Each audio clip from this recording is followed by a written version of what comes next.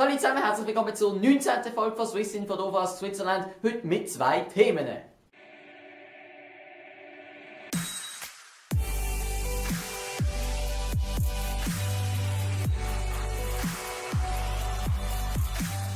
Als erstes gehen wir mal gerade durch, wie ihr in den Abstimmungsvideos so abgestimmt habt. Nur 38% von meinen Zuschauern haben ja für die Erbschaftssteuerinitiative abgestimmt, das heisst, laut euch wird sie abgelehnt werden. Knapper ist es bei der Stipendieninitiative geworden.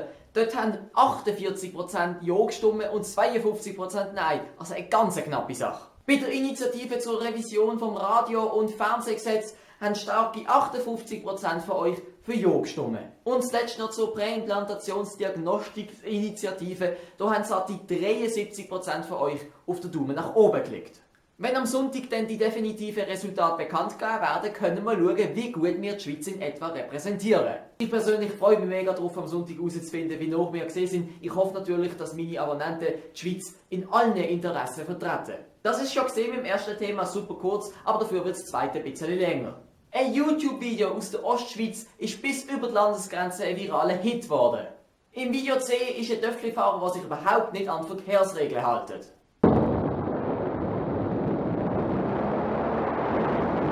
Wenn ich jetzt gerade beispielsweise an einem Tempo 50 Schild mit irgendwie 80 km/h vorbeifahren sehe.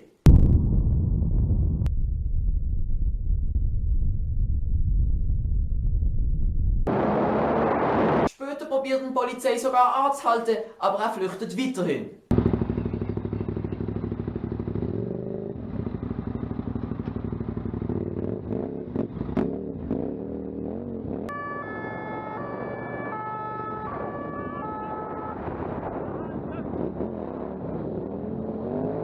Erst nach einer ewigen Verfolgungsjagd schafft die Polizei dann schlussendlich, sein Motorrad umzukippen und ihn festzunehmen.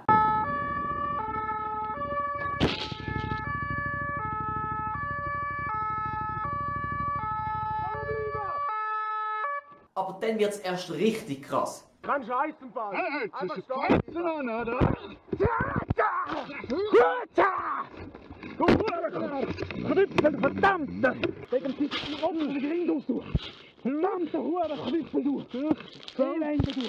Der eine Polizist sagt nämlich Sachen, die man als Polizist einfach auf keinen Fall sagen sollte. Die Rocken der Grindus, du sagst das, du! Die sagst das, du! Noch einmal wehren, du! Ich mach dich kaputt! Ich mach dich kaputt! Ich mach dich kaputt! Meine Güte, das ist eindeutig ein Fensterplatz in der Polizeischule. Wenn du dich zum Polizist ausbilden lässt, dann hörst du es immer wieder. Du musst deeskalierend wirken. Und wenn du einem Täter sagst, ich rupfe dir den Grind aus, dann ist klar, dass der erst recht sich wehren wird. Das verdient ein Facepalm. Was ich genauso schlimm, wenn nicht noch schlimmer finde, ist das Verhalten vom TÜV-Fahrer. In seinem Fall ist es jetzt wirklich um Leben und Tod gegangen. Er hätte einfach in ein Auto fahren, möglicherweise Kinder umbringen.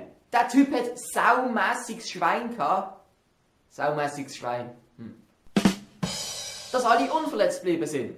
In einem Interview, das Tele Zürich mit ihm letztens gemacht hat, tut er seine Tat aber auch bereuen. Nein, auf gar keinen Fall. Das ist nicht entschuldbar, was ich gemacht habe.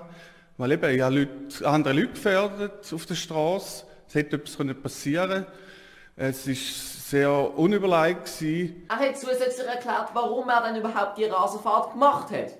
Eigentlich eine längere Geschichte, aber ich fasse es auf kurz zusammen. Ich hatte eine Firma und dort bin ich oft etwa 6 Mal von der Vaterstaat oder von der Behörde einfach auf Deutsch gesagt verarscht worden. Zusätzlich hat er unter dem Video von der Rasenfahrt, wo unten verlinkt ist, einen recht langen Kommentar hinterlassen, was sein persönliches Statement ist.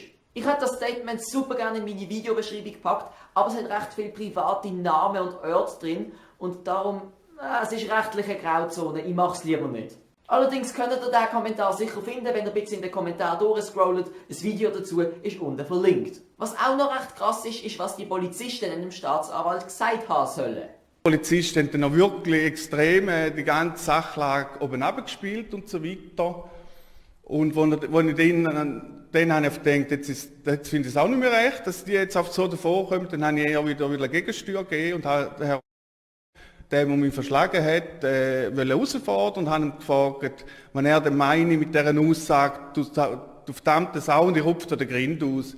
Dann hat er gesagt, ja, der heisse Art so quasi Stadtpolizei, sie sind verhaftet. Nochmal kurz zur Auffrischung. Den Grind aus, du! Die Rotze, den Grind aus, du Sektor! Die Sektor, du! Noch einmal wehren, du! Ich mach dich kaputt! Ich mach dich kaputt! Ich mach dich kaputt! Ich muss sagen, sein Verhalten ist absolut nicht entschuldigbar, aber in einer Sache hat der Typ einfach voll ins Schwarze getroffen. Gegen den Staat oder Staatsangestellte kann man manchmal einfach machtlos sein, auch wenn es noch so ungerecht ist. Ich glaube, jeder von euch kann auch ein kleines Lied dazu singen und trotzdem, die Schweiz ist ein Staat, auf den man an sich stolz sein kann, aber er hat immer noch Verbesserungsbedarf.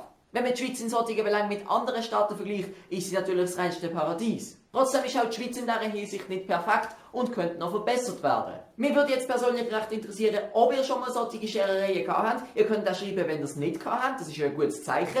Wenn ihr sie gehabt habt, warum ihr sie gehabt habt, also um was es gegangen ist, schreibt doch die ganze Geschichte auf. Und ob ihr euch trotzdem noch mit dem Schweizer Staat identifizieren könnt, also ob ihr trotzdem noch mit ihm zufrieden sind. Das ist ja das Wichtigste für einen Landesbürger. Einfach ab in die Kommentare. Tja, und das ist ja schon wieder mal gesehen. Ich hoffe, ihr habt noch einen schönen Samstag, genießt das Wochenende, ich mach's. Und denkt dran, hört am Sonntag Radio oder schaut am Abend Tagesschau und vergleicht es dann mit dem Wert hier. Tschüss!